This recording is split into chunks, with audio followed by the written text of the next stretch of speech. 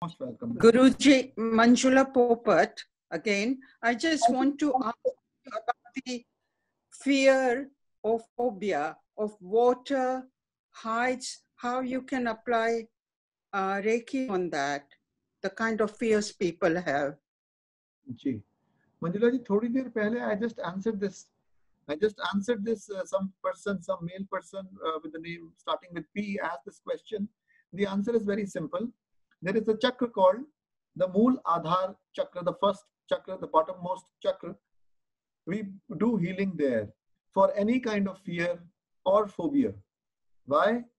Because normally the fear, it happens when a person does not get the basic things which he needs, like food, clothing, and shelter. Now you would say that what does food has to do with the fear of heights? Food has got nothing to do with the fear of heights. So what we do in case we are not able to figure out the exact reason why a person is so phobic, what the person is so phobic about, then we say that probably the cause would lie somewhere in the past when he was a child, or probably in the previous lifetimes, which the person is not largely aware of. So what we do is we provide healing to the third eye chakra. So then it will be a combination of providing healing on the Mooladhara chakra if the reasons are sure of. If the reasons aren't sure of, if we can't find out the reasons, then the third eye chakra. Thank you. Most welcome. नमस्ते गुरुजी, मेरा नाम हेमा है, मैं London से बोल रही हूँ। मेरा सवाल ये है कि अभी तो हम ABC सीख रहे हैं रेखी की, और हमको पता नहीं है कौन सा एलिमेंट कब भी हमको हील करना है, तो do we have to do, क्या हम सब सारे 7 चक्रा हील करते हैं पेशेंट के लिए या अपने लिए, कैसे करते हैं? क्योंकि हम पूछ रहे हैं कि डर लगता है कि ये बीमारी है, क्योंकि अभी तो हमको पता नहीं है किसको क्या बीमारी है। हमको खुद को भी कभी हम सोचते हैं कि ओ मुझे गले का प्रॉब्लम है, या मुझे ब्लड प्रेशर है, डायबिटीज है, हमको बहुत सारी बीमारी है, तो क्या कौन सा एलिमेंट को प्रायोरिटाइज करना चाहिए, या जनरल हीलिंग दे सकते हैं जब हमको पता नहीं होता है, क्योंकि we are still learning. So आपके लेवल तक पहुंचने के will take many years to be on that level, पर तो क्या करना चाहिए जब हम करते हैं तो? Thank you ji, most welcome. आपने हिंदी में पूछा तो हिंदी में इसका आंसर शुरू होता है, धीरे धीरे प्यार को बढ़ाना है, हद से गुजर जाना है। सही बात है। So a lot of people are very curious to know, and that is why they have so many questions. I have not started teaching Reiki yet. However, what happens is something is boiling within us, and if that doesn't get solved, that doesn't get answered, then you lose interest, and once you lose interest, I will lose you. So the whole objective, my whole objective, that making the science available to people so that they are not at least psychologically deprived of any psychologically good health. Therefore, the very purpose would get defeated in case you run away. Therefore, whatever questions which you have, I am here to answer. Some of the questions which people are asking belong to a later stage perhaps. But since they are asking, and since I am having a rendezvous with you, an informal communication with you, because otherwise you don't get to talk to me, and there is a lack of personal touch. So therefore, I am answering their curiosity. And some of them might have, background in other different kind of various skills. Every person is mature enough, is elder enough to have witnessed many seasons of life. So probably their questions are coming from the experiences which they had, and therefore I am trying to answer those. Second thing is, you will not need years and years to come to my level, because once you start to think like that, then it really takes years and years to come to a proficient level. However, if you think that this is nothing, we can easily do it, then yes, this becomes the reality for you, and you don't need more than a couple of months to actually become very proficient at it. Now, the last thing is that when I'll teach you Reiki, we have a 40-day regimen to follow. That means we do something for 40 days. That means first we apply Reiki to ourselves, we make our ailments better, by applying Reiki every day in a particular fashion on our body. So then you get to know how you have healed yourself, and slowly you do it on others also. So as and when we move on to level 1, to the end of level 1 and halfway through level 2, all of your doubts regarding this would be clarified.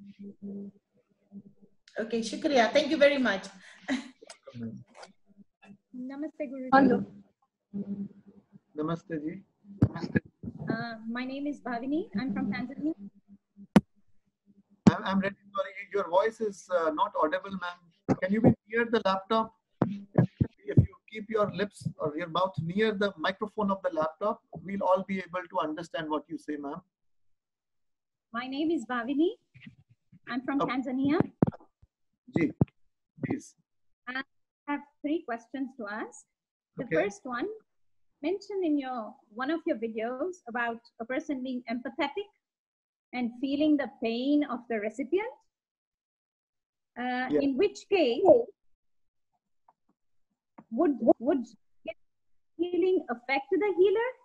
And in that case, an empathetic person, would it be okay for one who's empathetic to practice Reiki healing? That's my first. Okay. This is a nice way to ask, although I took a pen to write down your 3 questions, because people will go on asking and they will not stop. They think as if we are superhumans and we'll be able to recall exactly in the same sequence in which you asked. So it's nice of you to ask me one question at one time. Thank you. So see, if some person is very empathetic towards the pain of others, that means that he gets affected by the pain of others. That means this is something to do with the lunar energy, that we catch other people's emotions very soon. Now, this is very dangerous. Why? Because even if you're not doing Reiki, even if you sit with some people and the people are in pain, suddenly you will feel the pain. And if you feel the pain, if you keep feeling it for a longer amount of time, then your health also deteriorates.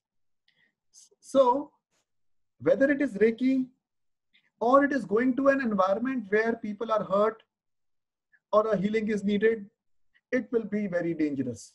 The danger does not lie in Reiki, not at all. But the danger lies in being empathetic. It does not mean that one should not be empathetic, but extremes of everything is bad.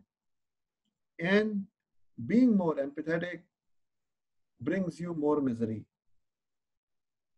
A person who's more careful about his parents, about his brothers and sisters, about his sons and daughters, is the person who ends up being in more pain. But that does not mean that you don't have to be, you don't have to care about all of them. But there has to be a fine balance wherein you feel that you are not 100% responsible for whatever is happening in my life or the lives of people around me. There are some higher authorities who are looking towards it. So the biggest, in one of my books, which I wrote in 2010, Know When Somebody Lies to You, in a face-to-face conversation, I mentioned the biggest lies which people tell to themselves. And one of the biggest lies which people tell to themselves is that I worry. I worry because I care. No, you don't worry. Nobody is asking you to worry. Do something which you can for me. Don't start worrying. And then forget, because you believe in God, I believe in God, then God is there to help me. So I think, yes, if you are empathetic, then you should tread very carefully in the world of Reiki, not because of Reiki, because of the very nature which you have. And one thing which you can do is learn psychic self-defense. Once you learn psychic self-defense, that you have to learn, then only you will be able to protect yourself from the energies surrounding you, whether you are a Reiki healer or you are not a Reiki healer. Still, you need these kind of things. Or if you don't learn psychic self-defense, then there are certain graphology things which you can learn. Should I tell that? Okay. Yes, okay. please. Some people are saying yes. Then give me 1 second. I'll tell you that.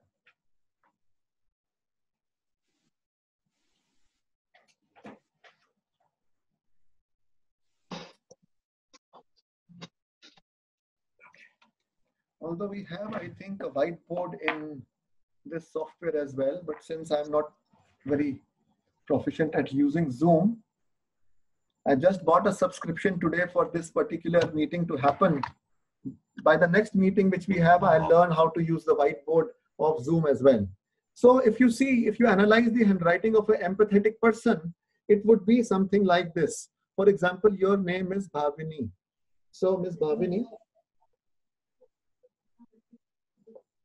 it will not be like this, Bhavini, but it will be like this. Now, what is the difference between this writing and this writing is that if this girl sees a movie and there is an emotional scene, she is not going to cry. But over here, if Tom Cruise cries, she will also cry. Because she is emotional, she is sensitive towards whatever is happening in the environment. How do we find it out? Because this is the slant which the writing is using. This is the slant. However, here the slant is like this. That is the difference between an empathetic person and a not very empathetic person. By rule, an empathetic person's handwriting would be like this. So in graphotherapy, whenever if you're talking about yourself or if you're talking about any of your near and dear ones, if they are empathetic and they want to lessen it, then for 30 days, graphotherapy has to be given and they have to be told not to write with this slant, but to write straight. So they have to practice writing A, B, C, D or a particular name. For example, if you are a believer in Jesus, Jesus help us. How do we write Jesus help us? We write like this, JESUSHELP. Now see, everything is straight. If you do it for 30 days, for about 45 minutes each every day, then this empathizing power would be less. Another thing which can be done is wear some silver. If you wear some silver, again, empathy, power of empathy would be little less. Okay, you can try that out. You can wear a pearl, that will also help. Next part of the question, ma'am. Next question was, practicing healing, does the recipient need to know that you are sending them some energy in terms of healing in order for it to work better? The second part of the question turns the question to one particular dimension. You said, does the recipient need to know? And then you added for Reiki to heal better. Once you add the second part, the question changes. The answer is no. Whether the person knows or whether the person doesn't know, your Reiki is going to work irrespective of his knowledge or his knowing that you are trying to heal him or her. It is simple. I have to pinch you. I have to pinch you. If you know I am pinching and if you do not know I am pinching, in both the cases, there will be a bruise on the hand. Similarly, if I am healing you, if you know I am healing you or you don't know I am healing you, still the healing is going to occur. The first thing is that if you remove the second part of the question, if the question would have ended, does the recipient need to know? The answer would have been that first of all, this is to do with morality. This is an ethical question. If I am trying to see somebody's horoscope, should I tell him or not? If I am trying to heal somebody, should I tell him or not? If you are trying to affect the energy system of some person, should you tell him or her? So if the person is not in a condition to communicate with you, then probably if he is in ICU, what are you going to do? You are still going to provide the healing. Their near and dear ones are going to contact you that, madam, please do something about it. Our near and dear one is in a very bad shape. He's in a coma. So you can't take permission in that particular case. So there it is a question of moral dilemma. But since you added the next part, so it will not make a difference as far as the effectivity of healing is concerned, whether the consent has been taken from the recipient or it hasn't been taken from the recipient. G. Third part, madam. The third question, I think this is more like an overlap on the second one as well. That it's again to do with the faith. Does the recipient have to have faith in the healing? Like when we say most of the work with faith. So if you believe something, you're bound to feel the positive rapidly. So in this case, does it work the same way? Quicker, or again, because it's energy, it's still working in a positive manner? It is a nice question, but when I'll answer, I'll also answer something which you have not asked. Because if I answer only to what you have asked, it will be half the answer and people will misunderstand. A is the healer and B is the recipient. And we are talking about faith. Where is faith needed? You asked me, does the recipient need faith for the healing to happen to him? So the answer to this particular part is that he does not. If he believes or if he does not believe, doesn't really happen. We are working with the universal forces. It is nothing to do with the intention which he carries or with his knowledge. No. He knows about Reiki. It's nice. He doesn't know about Reiki. It's okay. He has faith in Reiki. He does not believe in Reiki. It's okay. It doesn't really matter. It is just as I give you an aspirin. It doesn't matter whether you believe the aspirin is going to work or it isn't. If I try and heal your cervical, okay, now how is the cervical healed? Take the thumb. Now this is your neck. This is your head. So this is your neck. If you rub here, the cervical gets healed within 5 minutes. Okay. It is not a question of the 6th minute. Within 5 minutes, because a lot of you study. So when you study, the neck is in a position where sometimes you have a stiff neck or something like that. Then always think of this part of the thumb as your neck. So if I do like this for 5 minutes, irrespective of the fact whether I know about acupressure or I don't, I'll be able to solve my next problem. Similarly, if I am a Reiki healer, I know that there are certain energies here which I'll talk to you about in my later videos. So if I heal my neck, still the neck is going to be healed. Whether I know about it or I don't know about it won't really matter. So if you're providing healing to your small child, he does not know about Reiki. He is very busy carrying on his own life. You are the ones who are a little free. So if you provide Reiki to his or her neck, still the problem is going to get solved. So this was the answer to that part which you asked about. Now the problem is, when you ask a question to me, now I have to think about how the answer is going to be taken by the other people as well. Now the other people are going to think that faith has got nothing to do with the world of Reiki. Oh, this guy Prabal came and he said, he taught us Reiki 10 years ago, and he said, Reiki has no relation with faith, so you don't need faith. No, you need faith. Where do you need faith? You need faith on the part of the healer. Now the question is, why do you need faith on the part of the healer? You need faith on the part of the healer because Reiki has a lot to do with the world of intention. How can I intend if I don't have faith in something? So initially, I need to have faith till the time I actually don't start. Actually, I do it and then I look at the results for myself. Once I see the results, then the game is over. Then you know that Reiki works. But initially, you need faith. Why? Because if you have faith, because if I tell you to treat in such a way that, okay, now the Reiki energy is coming and I am directing the Reiki energy on the neck of a person who has a cervical, then what you are doing? You are thinking. You are intending that yes, the Reiki energy is coming and yes, it is healing the neck. Now, if you do not have faith on whether the Reiki energy or the universal prana is coming or not, then it will be very difficult. The power of intention simply won't be there. And I can prove to you right now what the power of intention is. Should I prove to you the power of intention? Yes. Okay, let me prove. But you'll have to sit straight for 2-3 minutes. I'll make you do one exercise which I normally do in large seminars when we have 250 to 60 people, in order to make sure that they don't take me in a wrong fashion. Power of intention is something which is very strong. Okay, dharana. It is called in Hindi dharana. And there was a person called Wolf Mason in Russia. And when he was going, and this is a very important aspect to understand. This is a story, and after the story, I am going to make you do the exercise. Or are we running out of time?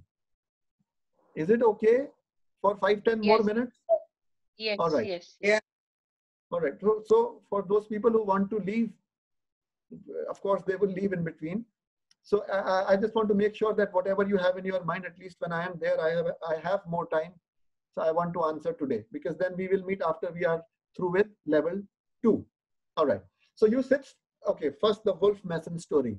So this man, he did not have money. He was traveling on a train. He was a young kid of about 15, 16 years. And he did not buy a ticket. He boarded the train, and the ticket collector came. And his heart was throbbing like anything, as what will happen when he is asked about the ticket. And then he thought something in his mind. And when the ticket collector came, he said, "Show me your ticket." And he had a blank piece of paper in his hand. He showed the ticket collector this blank paper. The ticket collector saw the blank paper, ticked something on the blank paper, gave it back to him, and went away. Wolf Mason was astonished to what he had just witnessed. He entered the world of intention. That was the day when he realized, like Hanumanji did, that he had some powers of intention which other people did not have, because he intended that this particular ticket collector should think as if this is a train ticket.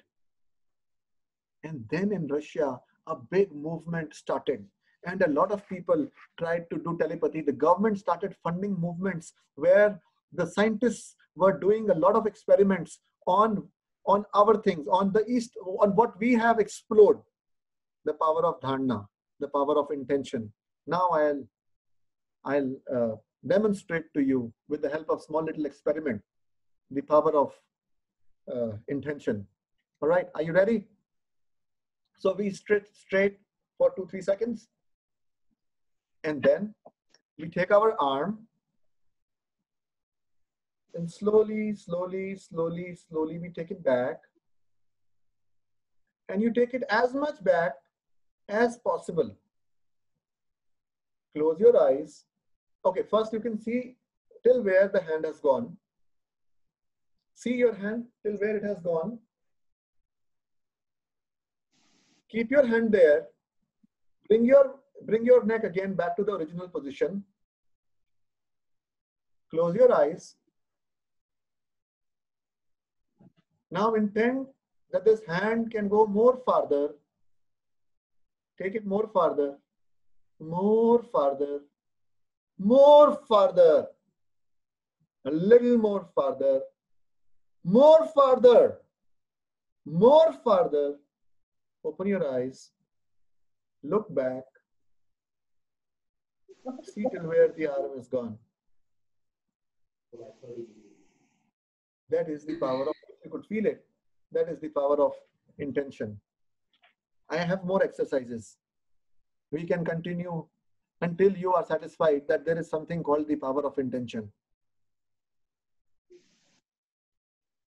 In martial arts, Thank you so much, Guru. yeah, most welcome, yeah, most welcome. Well, once again, I just want to ask, I met a lot of Reiki healer, and as soon as you meet them for a treatment or whatever, they say, "Oh, I can see your aura and all different colors, and you got red aura and green aura. I can see the auras." And what is aura? Because they say, "Oh, I see your aura." As soon as you go at them and said, "Oh, I can see your aura, all different colors." So I want to ask, what is aura basically? So what happens is that we have this physical body, but the question is this all what we have? If this is all what we have, then probably you don't live more space to live. If I am like, in my seminars, what I would have done right now is I would have come very close to you and I would have said, hi, how are you? And you would have felt very bad about it because I would have invaded the space where normally nobody comes. So here you are, and then here somebody that this is the distance where only your loved ones can be in.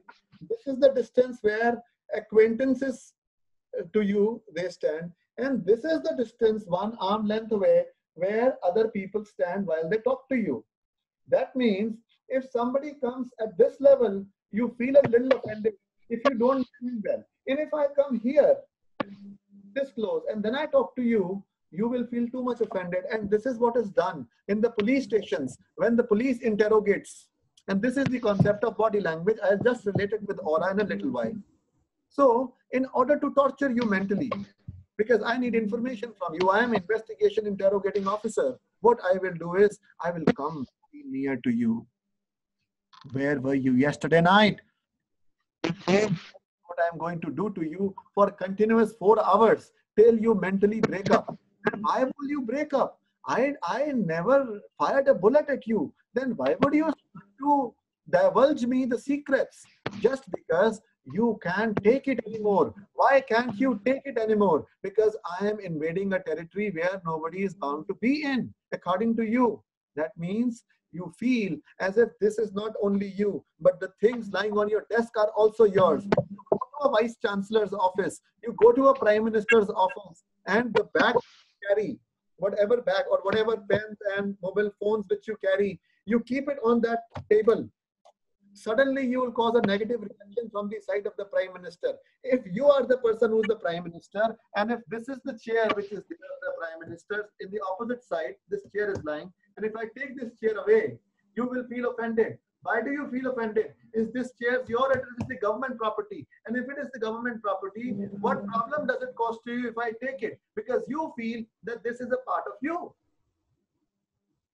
My whole point by explaining you all these things is that you are not restricted to your physical body. There is more to you that can be seen. And that particular thing, which is more to you, which cannot be seen by the naked eye, is called the aura.